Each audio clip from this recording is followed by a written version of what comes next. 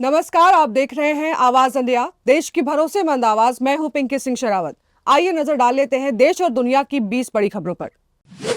तमिलनाडु विधानसभा चुनाव के नतीजों के बाद राज्य की राजनीति में बड़ा बदलाव देखने को मिल रहा है। टीवीके ने सरकार गठन की प्रक्रिया के तहत राज्यपाल से मिलने के लिए समय मांगा है। पार्टी सूत्रों के अनुसार विजय 7 मई को तमिलनाडु के नए मुख्यमंत्री के रूप में शपथ ले सकते हैं। टीवीके की शानदार जीत पर जन नायकन के निर्माता वेंकट के नारायण ने विजय को बधाई दी है। वेंकट ने सोशल मीडिया पर लिखा, हमारे जन नायकन थलपति विजय सर को तमाम मुश्किलों के बावजूद आज इतिहास रचने पर हार्दिक बधाई। ये वाकई एक क्रांति है जिसकी गूंज आने वाली पीढ़ियों तक सुनाई देगी। टीवीके नेता विजय ने जीत पर बधाई के लिए पीएम मोदी राहुल गांधी को शुक्रिया किया। उन्होंने एक्स पर प्रधानमंत्री कार्यालय को टैग कर लिखा, आपकी शुभकामनाओं के लिए धन्यवाद। हमारी जनता का कल्याण ही हमारा एकमात्र लक्ष्य है। वहीं उन्होंने लोकसभा में विपक्ष नेता राहुल गांधी के लिए लिखा, माननीय नेता को शुभकामनाओं के लिए हार्दिक धन्यवाद। निवर्तमान मुख्यमंत्री ममता बनर्जी के इस्तीफा न देने के बयान ने बंगाल में संवैधानिक बहस छेड़ दी है। शुभेंदु अधिकारी ने संविधान का हवाला देकर पलटवार किया है। उन्होंने कहा कि सब कुछ संविधान में लिखा है, मुझे इस बारे में ज्यादा कुछ कहने की जरूरत नहीं है। ग्वालियर में भाजपा विधायक प्रीतम लोधी ने पश्चिम बंगाल में मिली जीत को प्रधानमंत्री नरेंद्र मोदी के नेतृत्व का परिणाम बताते हुए इसे मोदी मैजिक बताया। उन्होंने कहा कि नामुमकिन को मुमकिन बनाना मोदी जी की पहचान है और आने वाले समय में भाजपा पूरे देश में और मजबूत होगी। पश्चिम बंगाल विधानसभा चुनाव में बीजेपी की ऐतिहासिक जीत को लेकर केंद्रीय मंत्री सुकांता मजुमदार ने खुशी जाहिर की। उन्होंने राजधानी कोलकाता में पार्टी के कार्यकर्ताओं को संदेश देते हुए कहा कि मैं पश्चिम बंगाल की जनता को इस ऐतिहासिक समर्थन के लिए बहुत बहुत धन्यवाद देता हूं। बीजेपी सांसद निशिकांत दुबे ने टीएमसी की सांसद महुआ मोइत्रा के एक एक्स पोस्ट पर जिक्र कर उन पर तंज कसा है। उन्होंने कहा कि पिनाकी मिश्रा उनके पुराने दोस्त हैं, इसीलिए महुआ मोइत्रा उनकी भाभी है।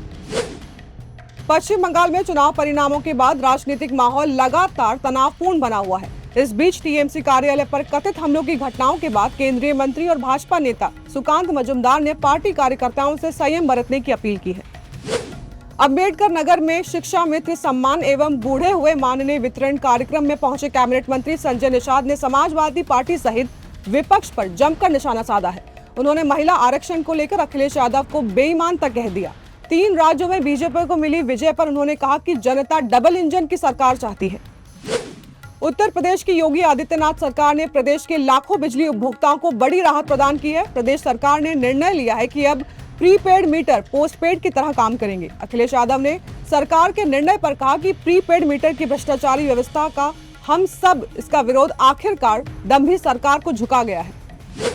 मुख्यमंत्री पुष्कर सिंह धामी ने कहा, उत्तराखंड भारतीय ज्ञान विज्ञान एवं सांस्कृतिक का वैश्विक केंद्र बनेगा। ऋषिकुल हरिद्वार में मदन मोहन मालवीय शोध संस्थान को विश्व स्तरीय स्वरूप दिया जाएगा। उन्होंने कुंभ मेला शुरू होने से पहले संस्थान का पूरा काम करने के निर्देश दिए हैं। जम्मू कश्मीर के उपराज्यपाल मनोज सिन्हा ने मंगलवार को पेरेंट्स ब्रिगेड के गठन की घोषणा की। ये ब्रिगेड राज्य के हर शहर, कस्बे और गांव में बनाई जाएगी और इसका उद्देश्य युवाओं को नशे की लत से बचाना होगा। दिल्ली आबकारी घोटाला मामले में अरविंद केजरीवाल, मनीष सिसोदिया और दुर्गेश पाठक अदालत में पेश नहीं हुए। इस पर न्यायमूर्ति ने कहा है कि अनुपस्थित प्रतिवादियों के लिए एमिकस यानी न्याय मित्र नियुक्त किया जाएगा। अदालत ने स्पष्ट किया है कि एमिकस की नियुक्ति के बाद ही सीबीआई की दलीलें सुनी जाएंगी। उत्तर प्रदेश सरकार में पंचायती राज मंत्री और सुहेल देव भारतीय समाज पार्टी के राष्ट्रीय अध्यक्ष ओम प्रकाश राजभर के गार्ड पर महिला ने शादी का झांसा देकर रेप करने का गंभीर आरोप लगाया है। इस संबंध में महिला ने वाराणसी के सारनाथ थाने के अंतर्गत पुलिस थाने में शिकायत दर्ज कराई है। राजधानी में मौसम का मिजाज बदला। मंगलवार को दिल्ली के कुछ हिस्सों में ओलावृष्टि और गरज के साथ बारिश हुई। इसके साथ ही आसमान में बादल छाए रहे, जिससे लोगों को गर्मी से राहत मिली है। हैदराबाद से चंडीगढ़ आ रही इंडिगो की फ्लाइट में लैंडिंग के दौरान मंगलवार को एक बड़ा हादसा हो गया।